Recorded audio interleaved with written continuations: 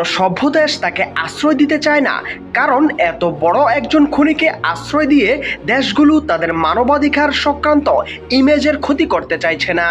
যে দেশ তাকে আশ্রয় দিবে সে দেশের দিকে পৃথিবীর মানুষ আঙুল তুলে প্রশ্ন করবে, তোমরাও কি এই খুনের অংশীদার? আজকের পৃথিবীতে কেউ মানুষ হত্যা করার মতো ভয়ঙ্কর অপরাধের দায় নিতে চায় না।